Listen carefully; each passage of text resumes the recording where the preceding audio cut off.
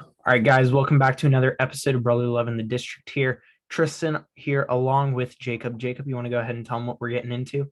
Yeah, so in the NFL, we're going to look at the Eagles this week's matchups for the Eagles, and then we're going to look at the upcoming matchups for both Washington and Philly. Then going to the NHL, we're going to go over the games that have happened this past week that has included a Caps and Flyers game. So we're going to go over that. And finally, onto the MLB, we're going to give our picks for the AL Cy Young, MVPs, and same with the NL. So let's get right into it.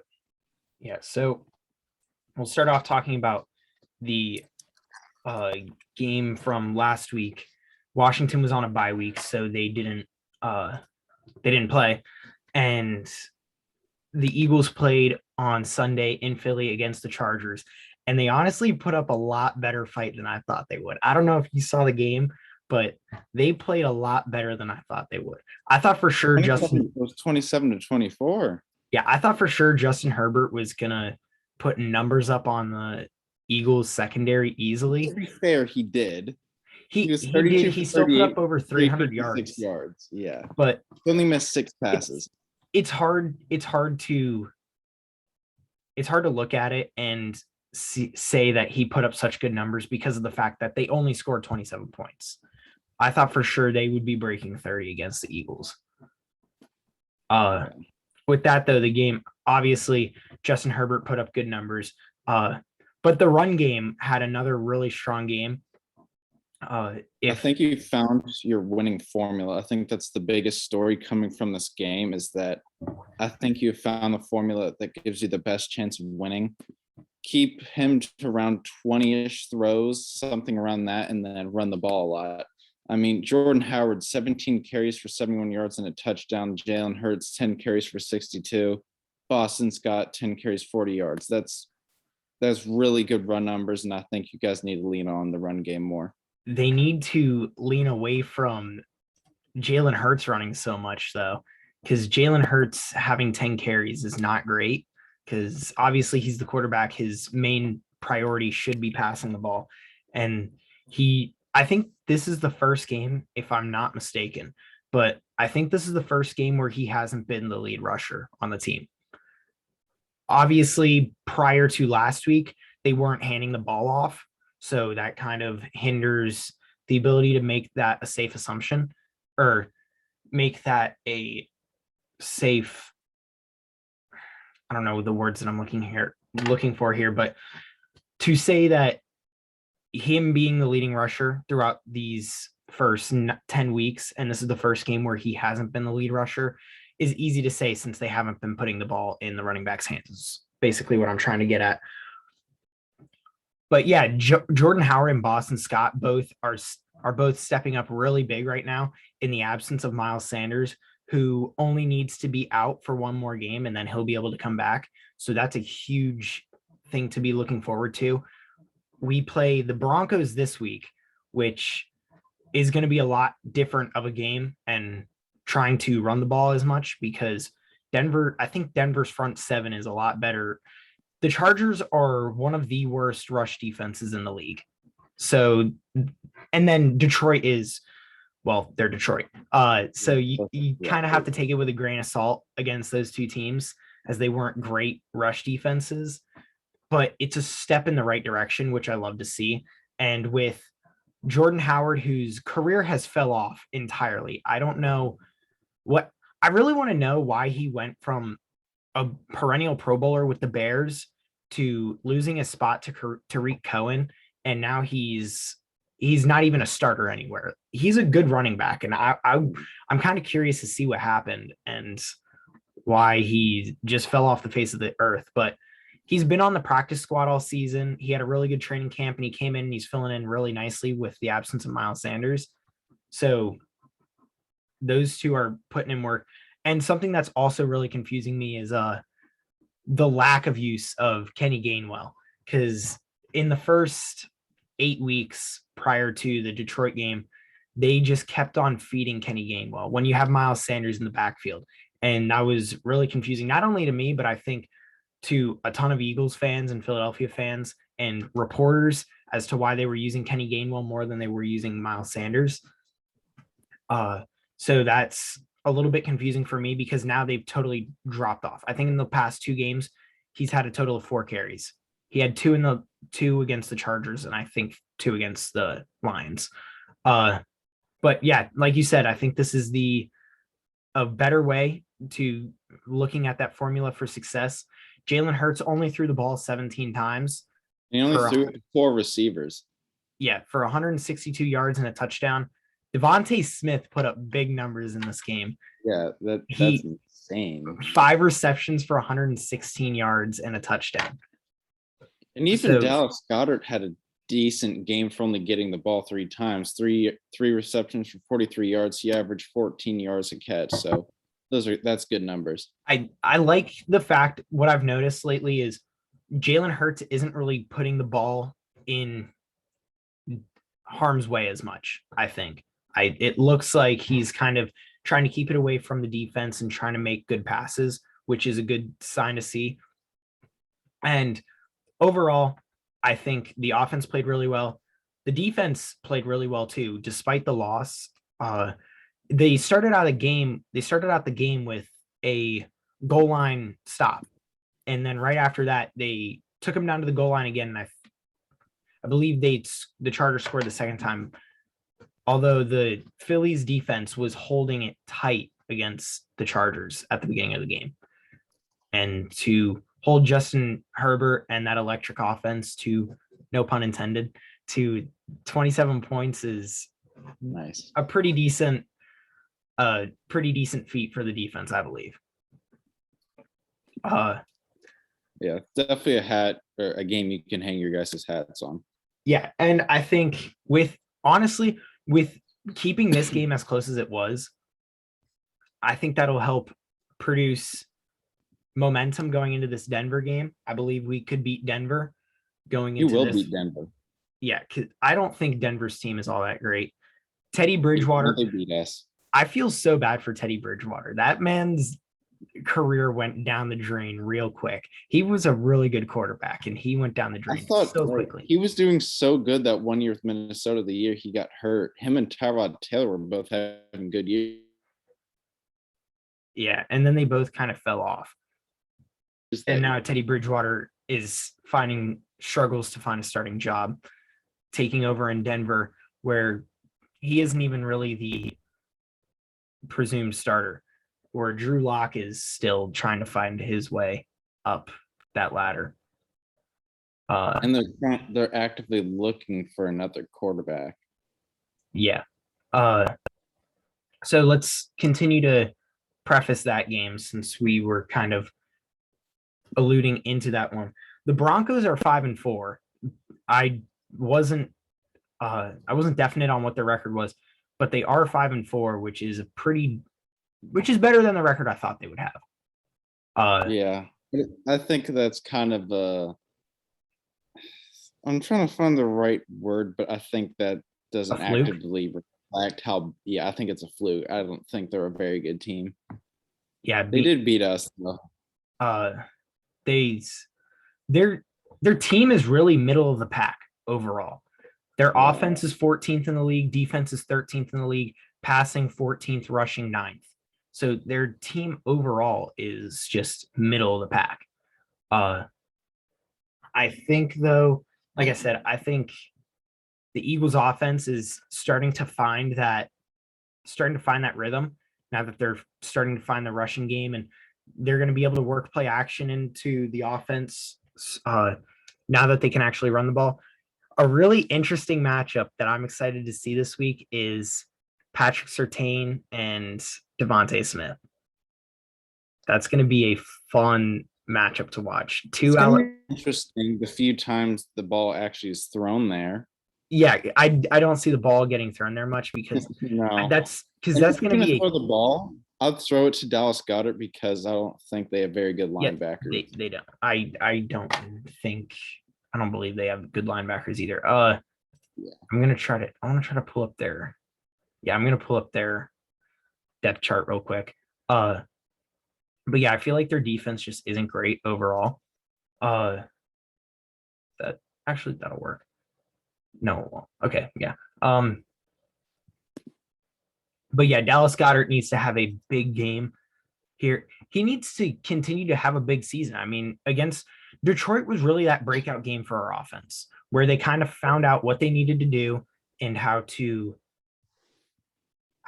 be successful in the offense and score points.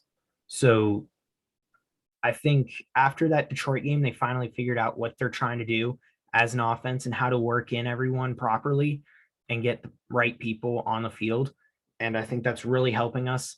And it's honestly, it's not really what you want to see because this season, I think from most people's perspective, was a wash. You had nowhere to go.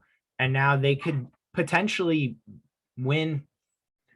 See, they have 3 games now. They have 5 division games after this. So they have Denver, and then they have New Orleans. They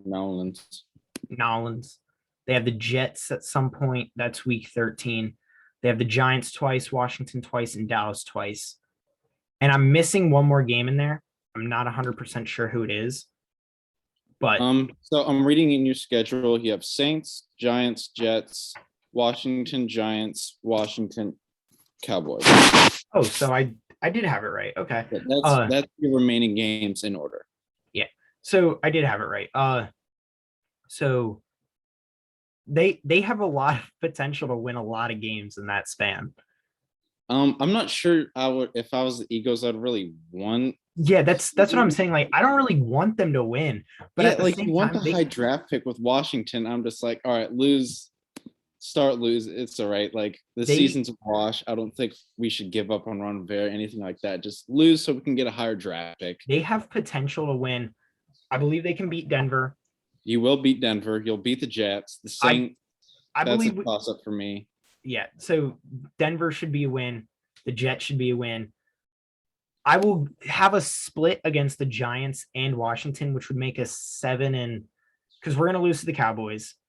Yeah. Even though they lost against Denver, which that was so strange to watch last week. Yeah, that I don't know what happened there. 30-16.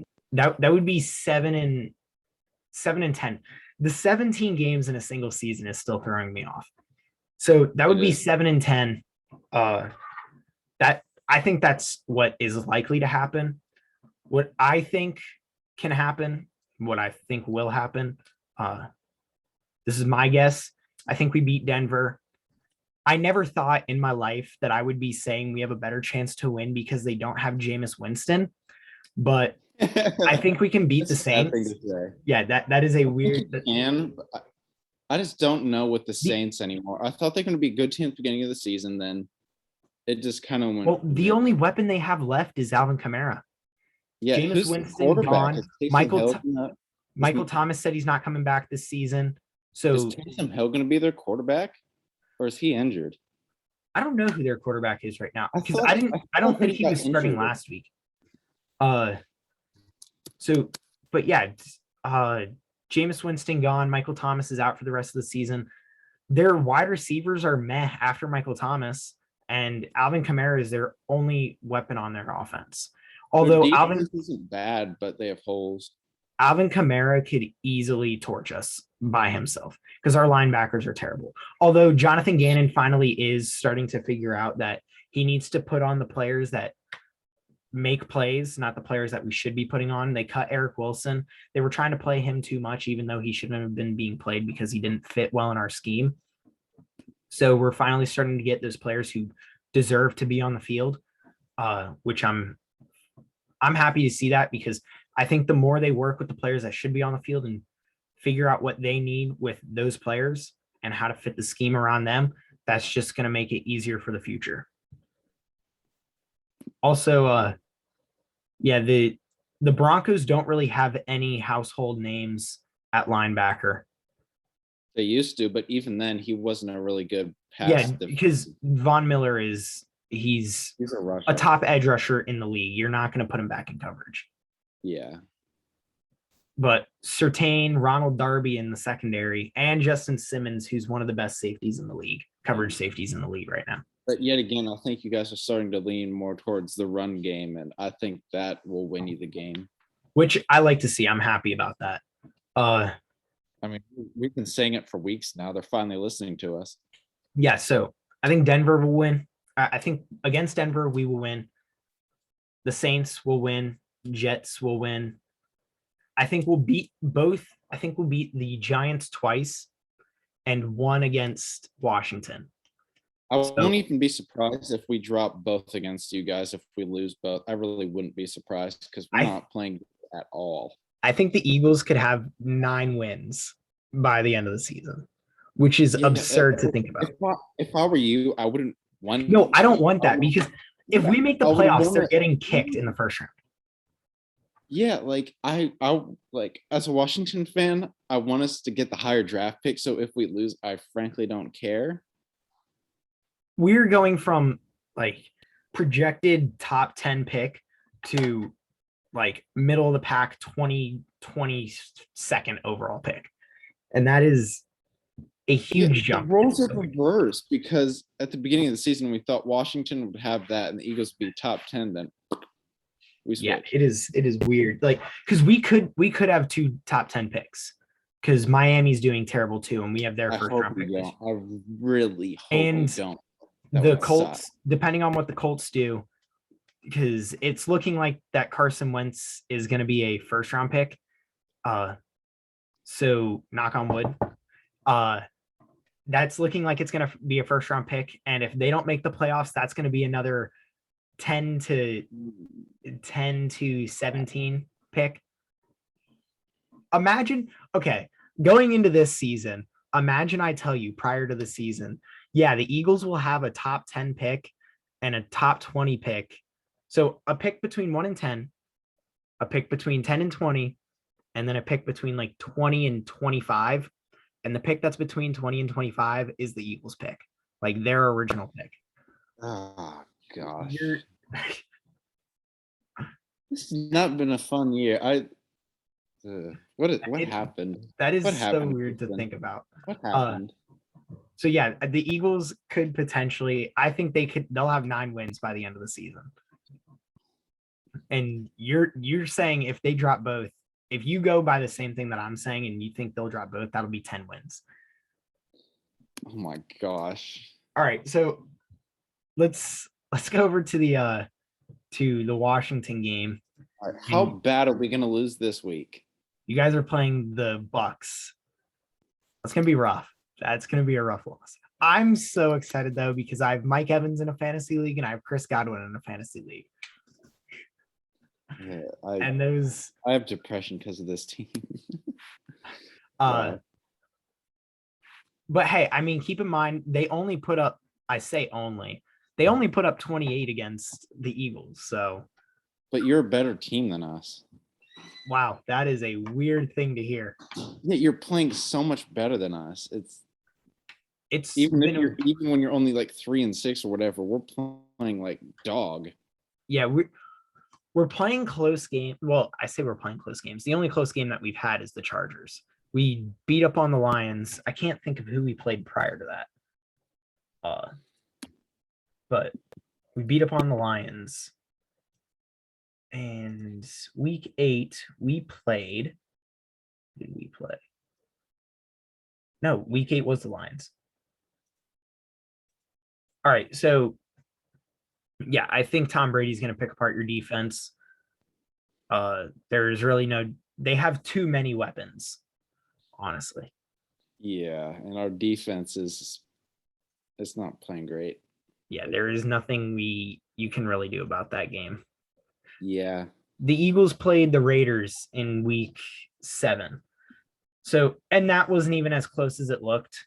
That was a 33-22 game, but they scored a bunch of points in garbage time. So, yeah, I'd really say the Detroit game was the turning point of this season. Yeah, it's a confidence booster, even though it is against the Lions. The Lions have been playing teams tough, though. They've been playing teams tough, but they're still the Lions. Let's not forget that. The Rams were having The Rams were having trouble against the Lions at the beginning, at the The start. Rams have been weird this season because like they've had a few games like that where they've just struggled against teams where you thought they would just whoop. They gave the Packers some trouble when they were playing them. They almost beat the Ravens. They almost beat the Vikings. Who else did the Lions played? That's the Vikings game. So the Lions play teams tough. They are the best winless team in NFL history up to this point. Did they not have a win? Oh yeah, they're 0-7. They're 0-7. Did they already have their bye week? They're 0-8. Oh wait, yeah, they did have their bye week. It's week 10. Yeah, they're 0-7. Wow. So yeah, the Lions are the best winless team that there has been because they play teams tough. They just can't finish out the game. The best winless team since the last Lions team or that Browns team. They could have potentially beat the Bears. That was a 24-14 game. The Bears aren't a good team. Yeah. Okay. Well, let's go back to the Washington-Tampa game. So Tom Brady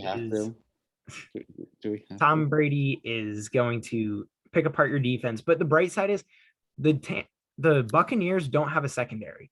So they got destroyed the first week. Who is Curtis Samuel back? I don't think. Who knows with Curtis Samuel? He's had like the most serious hamstring injury I've ever heard of, or whatever the heck the injury is. Because I know that at least with Terry McLaurin, you're looking good with Terry McLaurin. And I looked up Curtis Samuel to try and find an injury update. Unpopular, and one of the first things that pops up is a tweet. Unpopular opinion: Curtis Samuel is just a fancy Paul Richardson. Jeez. Paul Richardson. That's a name I haven't heard in a while. Yeah, and this is from a verified account. This is from Hogs Heaven. Curtis Samuel's still not practicing, so it's safe to say he's not going to play. Per ESPN, former Browns wide receiver Odell Beckham Jr. is finalizing a deal with the Rams. What? Whoa, you're lying to me. I got that from ESPN Fantasy. You're lying. Okay, it's real. You're lying. Oh no, okay, it's real. Yet the best wide receiver on that team is a small white guy named Cooper. Cooper Kupp is an insane one. He's like leading the league in every single receiving stat this year. Yeah. So I think it's safe to say we both think Washington is going to lose. We both know Washington is going to lose. All right. So you don't want to have that you don't want to have that absurd optimism like I did when when the Eagles played Tampa. No, or had the absurd optimism I had at the beginning of the season. All right. And then what about okay, I'm interested to hear your guess here. What's your score prediction on the Tampa game? 38-14. I was going along the same lines. I was thinking 38-17. Yeah, it's not. Yeah. Logan Thomas looks like he might be coming back this week, though. Yeah, that could help our red zone because we have sucked in the red zone recently. Our red zone presence is non-existent, so that could help us. And then the Eagles and the Broncos. I definitely have the Eagles winning. I think they'll win 20. I'm going to make it a weird score. I'm going to go with 29-24. 26-18. 26-18. 26-18. I don't even know how that would happen. A touchdown. Well, the 18. A touchdown. Two touchdowns and one of the field goal. The point conversions doesn't go in, and then two more field goals. No, I think you got the math. Yeah, no. Yeah, it doesn't matter. No. Touchdown, field goal, safety, and two field goals. 18. 26-18 and 29-24. All right. I think you should put money down on that. If I am not betting. That If you get that right, that's a lot of money coming your way. Put this on record, 26-18. Did you see this is kind of fast forwarding into the MLB for a sec, but did you see where there was a guy in March who said Braves over the Astros in 6? I And did see. That's insane. He got like $25.6 million or something like that. That's insane. Yeah, that's but yeah, but sports betting like that, those are 1 in a million chances. Kids, if you're listening, don't sports bet, please. Yeah, that's facts. So I have something that's kind of not something that we plan to do at the beginning, but I think it'll be kind of fun to add in here. So obviously it's right dead middle in the season. Week 9 just ended. So I want to hear your watch. So first off, where did you think Washington would be at this point? What did you think their record would be? And who is your MVP through 9 weeks? I thought we would be in a significantly better position. I'm trying to like look at like our schedule and try and like give a what I thought could have happened in terms of our record. I thought we could have at least had more wins than we did losses. Let me look. Well, do you want to give me your MVP first while you're looking? Yeah, I think the MVP I'd say is Terry McLaurin. He's really been carrying our offense. You could really say he's the only bright spot on our team. Like, I really think that's the only player you could say.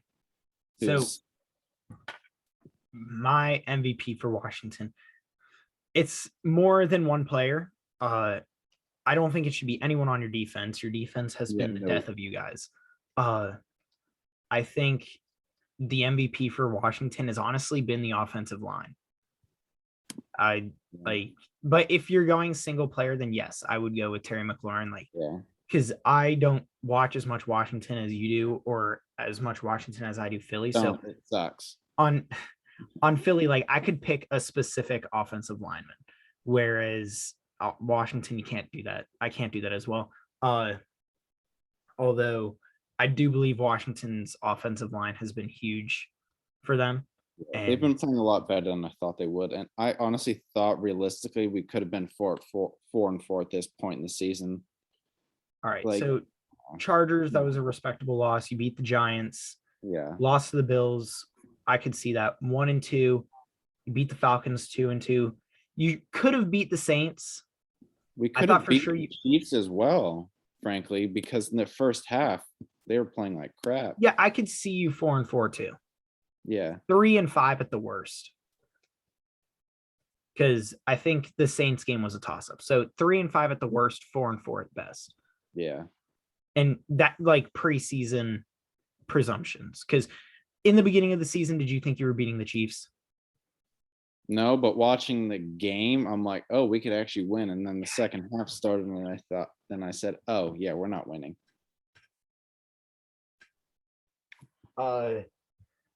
So, yeah, I think you would be 4-4 at best.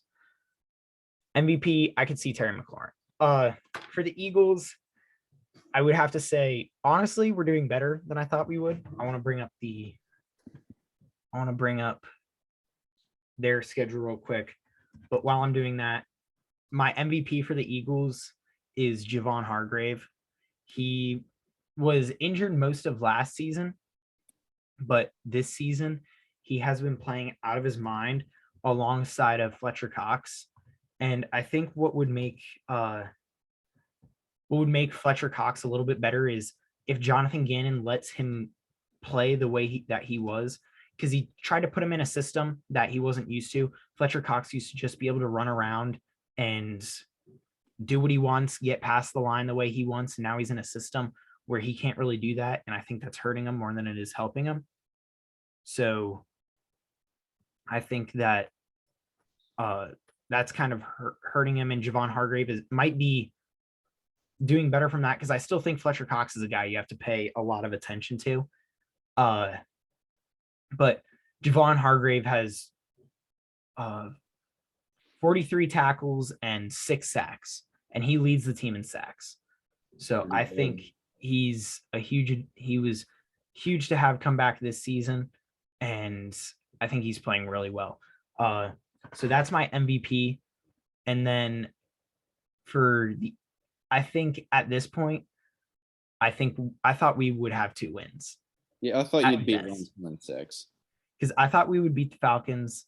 The 49ers I thought was a toss-up, and I thought we would beat the Panthers. Those were the 2 definite games. Or actually, I could have saw 3 wins because I thought we would beat the Lions too. So yeah, we're kind of in the general area that I thought the Eagles would be. Although the Falcons was kind of a toss-up for me too, because I didn't know the way that they were going to play. So I think it's around the same area where I thought they would be. And then I already gave you my prediction for where I think the Eagles are going to end up. I think they could end up second in the division at the end of the season, which is weird to say. You probably will. Yeah, because at the beginning of the season, everyone was saying that the Eagles would end up last. Yeah, I was one of the people. Yeah. Well, with that, are we ready to move over to hockey? Yeah, let's get away. Well, going over to hockey, we're both on a positive front, as both the Caps and the Flyers are producing quite well. Ovi is playing out of his mind right now. I wanted to looking at his stats. He has 11 goals and 10 assists in 12 games. He has 21 points. I'm pretty sure he's top 5 in the league. He's number 3. Yeah. He's behind only Connor McDavid and Leon Draisaitl, who both have 23, and he has 21. Insane. Ovi's 36 and he's only behind McDavid and Draisaitl. He also leads the league in goals with 11, and he's still up there in assists at 10, which I never thought I would be seeing Alex Ovechkin up there in assists. Yeah, it seems like I don't know what. I hope he keeps this up, knock on wood. He's producing at an extremely high level. Yeah, I believe he's the oldest. I heard something when the Flyers were playing the Caps where he was the oldest player to reach 10 goals, like at the beginning of a season, to be the first player to 10 goals. He was the oldest player to reach it. So that's just a pretty cool milestone to me. I know this isn't going to happen, but it'd be really cool to see him reach 50 goals in 50 games. The right way to do it. Yeah, that's definitely not going to happen. Yeah, it isn't. But how many games have the Caps played? 12 games. So yeah, he's not even on pace for that. He's one goal per game shy. Yeah. The Flyers though held him to 0 points. In that game, he only had 1 goal one shot through 2 periods. And then they gave him 4 shots on the last power play that the Caps had. Yeah, that was a game where Martin Jones played incredible. That was a game where both the goalies played really well, and it could have gone either way, frankly. Let me read you Martin Jones' stats here real quick, because Martin Jones, like when you look at all the moves that the Flyers made in the offseason, you're looking at the good looking picks, the nice picks. Like they got Cam Atkinson, who's been a 30-goal scorer in the league. You're looking at the Rasmus Ristolainens, who's a dirty, gritty player who wants to get in and make the other team hate him. Who else did they get over? The Ryan Ellis, who is possibly the biggest addition for the team going into this season. And Martin Jones wasn't really a player that you were looking at that you were like, oh yeah, like he's a huge addition for the team. It was just kind of a backup plan just in case, because Carter Hart obviously needs to rest sometimes. Martin Jones through 3 games is 3-0, has a 168 goals against average and a 950 save percentage. Oh, my Martin Jones. Granted, that's only 3 games, so it's take it as you will, as there's still a lot of hockey to be played, but he's been playing really well, and he's been a huge reason as to why we've been successful up to this point. In the game against the Caps, he had 31 saves and a 969 save percentage with only 1 goal allowed. That's very good. He definitely won you the game there. Yeah, he's been huge. The goaltending has been the storyline for the Flyers this year, because one thing that, so I think up to this point, the Flyers have been getting a little bit lucky. So obviously the goaltending has been insane, but the injuries, Ryan Ellis has only played 3 games. Kevin Hayes hasn't even started. So you're looking at our second line center is being paid the veteran minimum right now in Derek Brassard, which goes to show that he should not be playing at a high level like a second line center in the NHL right now with his age. And he's supposed to be playing third, fourth line minutes. In third line minutes, that's if he's lucky. So yeah, he should not be up as high as he is in the lineup. And so we're really missing having Kevin Hayes there. And I think at the beginning of the season, the team was just so pumped up on adrenaline and everything that they were just playing so well. And I think it's finally starting to catch up to them, as last night they got shut out to Toronto. So they were having a little bit of issues there. Their power play hasn't been clicking. So they've had some issues, and I think it's starting to finally catch up to them that they need to get these big players back, especially Ryan Ellis, because having that top pairing D-man up front is huge, as we noticed last season from the Flyers without having Matt Niskanen up there. Yeah, nothing says depth like veteran minimums on your second line. that is unfortunately true. Oh my gosh. But yeah, they're really trying everything to try to get trying to get something going, because they keep on flipping around the power play and it hasn't been clicking for them. And they've been trying to move whatever they will to try to get some goals out of them. But like I said, they lost to Toronto yesterday. It's, what's so weird about this season to me? It's the fact that these games aren't as compressed as they used to be. Last season, every other night there was a hockey game on. It was great. Yeah. And this season, it's so hard because the Flyers went from Saturday, they had a game, and then they went until Wednesday before they had their next game. And now they don't get another game until Friday. So it's just so weird to not have as much hockey to watch as you did last season. Yeah, we play the Red Wings tonight, so we have a game now. The Flyers play Carolina on Friday, and that is a rough one. It's gonna be a tough game. Yeah, they're at Carolina, and then they go to Dallas on Saturday. So Carolina is going to be a rough team to play, because I want to pull up there it is. Oh my gosh. Yeah, I want to pull up the standings because Carolina has been playing insane. They're playing better than we thought they would. Yeah, 10-1-0, 20 points on the season, 909 points percentage. Although as good as Carolina is playing right now, there is no way that they can keep it up going into the playoffs. Like, I think they have a good team and they have a good offensive team, but I don't think that their defense is good enough for like postseason success. Because if you look at the teams who were in the postseason run. Huh? They're on a crazy run. Yeah, they're playing really well right now. And I think one of the reasons that off-season or postseason success as opposed to regular season success is different is the fact that there it is. I think it's the fact that a regular season is a marathon. You have 82 games to play and you're just trying to stay in that playoff race. And so whereas the playoffs is more of a sprint where you're trying to just produce as well as you can in a short amount of time so that you can win 4 games as quickly as possible and try to get rest moving on to that next playoff series.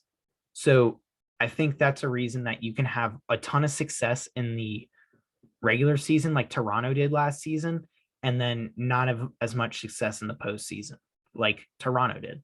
I think Toronto is a prime example every year. They're really good in the regular season, and then they can't score after that.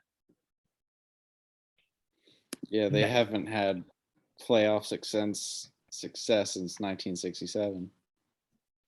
No, they had some in the 90s because they won a cup in the 90s. They won a few series. I'm pretty sure they won a cup in the 90s. They didn't, Tristan. The last cup they won is in 1967. Oh, I thought I heard something last night. Oh yeah, you're right. 1967. Heard wrong. I must have heard him wrong and heard 1997. Yeah, I thought for sure that it was in the 90s. But yeah, I mean, on their back end, they have Brett Pesce, Ethan Bear, Jacob Slavin, and that's about it. Yeah. Oh wow, listen to these names. You ready? So this isn't just on the back end. This is now in general. Listen to these names. We're Jordan Stahl, Nino Niederreiter, Derek Stefan, and and then they also have Ian Cole, another really old guy. I don't know how they're doing so well with that. That is rough. Did you see the something that's really looking good for the Caps is your youth. Mm-hmm. You guys have had I believe 4 rookies who have started this year, and they're playing well. Yeah, like they're actually doing pretty well. I'm gonna look up specific. I know one of them, I don't know the name off the top of my head. One of them already has 2 goals this season. Martin Ferravari. That sounds about right.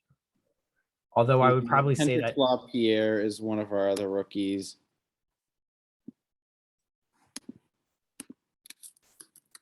Let's see.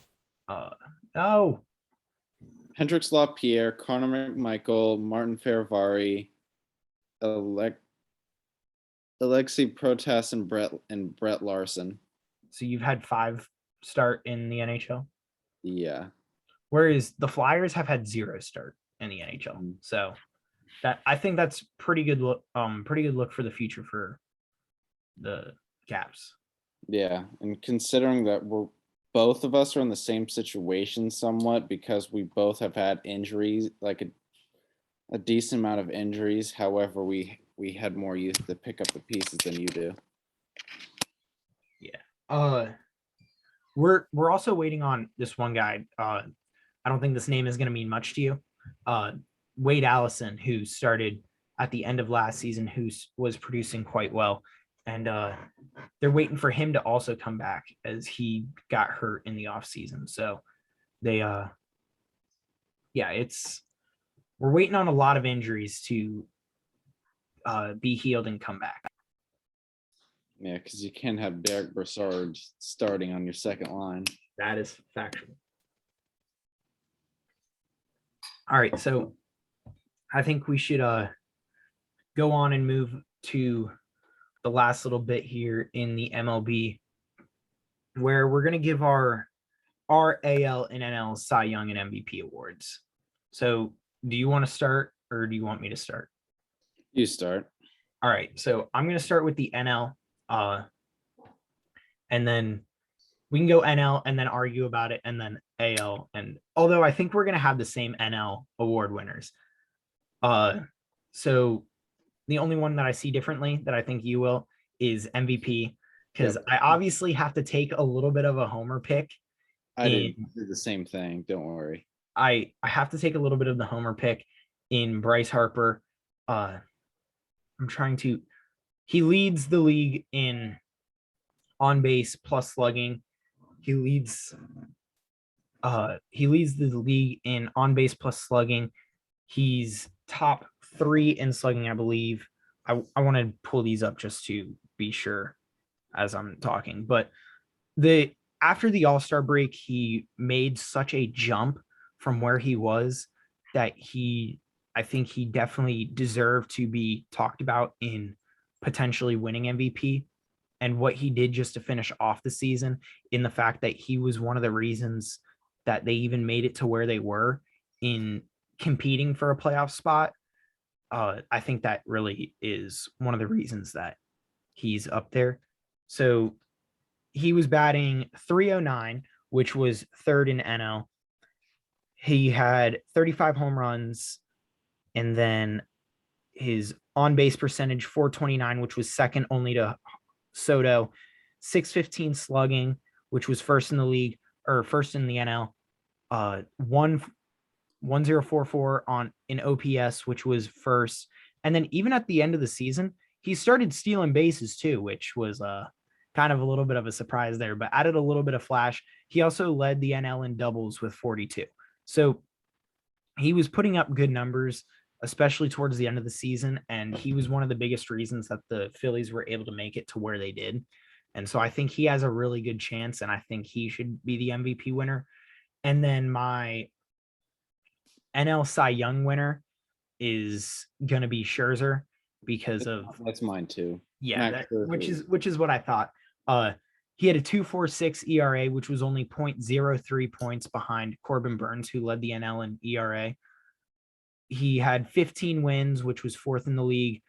He had 236 strikeouts, second in the NL. So he was pitching really well. I'm trying to pull up. He had 179 innings pitched. So he was putting up good numbers in good starts. And in his last, I believe it was 9 starts, he won 9 straight. So he was putting up good numbers. His last 7 games, he went 4-0, 1.91 ERA, 47 innings pitched, 10 earned run, 4 base on balls, and 58 strikeouts. So that's one of those where in his last, and that was excluding the playoffs. So that it's one of those where it was towards the end of the season where he helped push the team to where they got. Yeah. Great. That second half was really amazing, like going 9-0. It hurts to not put Zach Wheeler in there, but he really fell off towards the end of the season. He was looking like the favorite, then towards the end there just started to sink. So for my NL MVP, I obviously have Juan Soto. He batted .313, which was second in the NL. He led the entire league in OBP with .465. He had 29 homers, 95 RBI. He led the league in walks, and he was only second to Tatis in offensive WAR with 6.8. And for WAR for position players, he led the NL. And he was second in on base plus slugging and 8th in overall slugging. Just real quick, here's a stat that you probably never would have thought to hear when he was with the Phillies. Harper was second in the NL at walks with 100. He was 45 behind Juan Soto, but he was second in walks, which is just something that's crazy to me. And he didn't break the top 20 in strikeouts. Yeah, which it'd usually be the flip, where he was like top 10 in strikeouts and didn't have a lot of walks. Yeah. Okay. So now here, I think this will be a little bit more of the interesting take because we're not as huge on AL. But I'll let you start with AL. So for the AL MVP, I have Vladimir Guerrero Jr. So in the AL, he was first in WAR, slugging, on base percentage, total bases, and he was tied for first with homers. He was also 5th in AL for RBIs with 111, and he was second in hits with 188, second only to Bo Bichette. He had an insane season, especially towards the end. Yeah, where he was one of the catalysts for the Blue Jays to make that push towards the playoffs. Yeah, he batted 311. Like you said, he was tied for the lead in home runs at 48 with Salvador Perez. He led the AL in, well, the third one will make sense because he led the AL in on-base percentage and slugging, which would obviously have him lead in on-base plus slugging.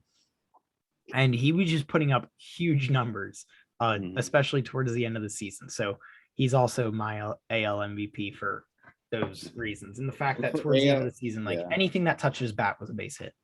Yeah, and for AL Cy Young, I have Garrett Cole. He was first in the AL with 16 wins, second in strikeouts with 243. He had an ERA of 3.23, which is third in the AL, and he was second in WAR with 5.7. So this one I did look at Garrett Cole a little bit, but the reason that I decided not to put Garrett Cole as my AL Cy Young is the drop off that he had after they started cracking down on having like the spider tack and all the sticky stuff that they were starting to crack down on. He dropped significantly in production before he started to raise back up. And so like you could see that the issues that were caused without having that extra grip on the ball. So mine was Robbie Ray from the Blue Jays. He led the AL in innings pitched with 193.1. And he then led the league in strikeouts and ERA. And he still had 13 wins. And I'm trying to pull up. He was 13-7, 2.84 ERA, which was first in the AL. 193 innings pitched, first in the AL. 248 strikeouts, first in the AL. 1.04 WHIP, which is really good. And so I think just overall, the fact that he was pitching so well, and you didn't see, like I said, Garrett Cole, you saw such a drop off when they started cracking down on having all the illegal substances. And I think also Robbie Ray kind of went under the radar. Like you didn't you really didn't hear of him. Like once I started actually looking into it is when I was like, oh, he under the radar had a really good season. So he didn't have very many complete games though. No, he really didn't. He didn't have a single one. So yeah. You know who kind of fell off? Zach Greinke. Yeah, like you don't really hear a lot about him. Yes, he's old. He's really getting up there, but yeah. But with that, I believe that is all we have for this week. Is that all you got? That's all I got. All right. So you guys can go and follow us on Instagram at BLInTheDC. DM us questions, comments, anything you guys want to see on here. You can email us at BLInTheDC@gmail.com. Leave us a rating and review on Apple. Once we start getting some more, I want to go in and like read some of the reviews on here, and I want to start doing a question, like a question segment on here, which I think would be pretty cool too. So send us some questions and stuff. And with that, we will see you guys next week. See you later.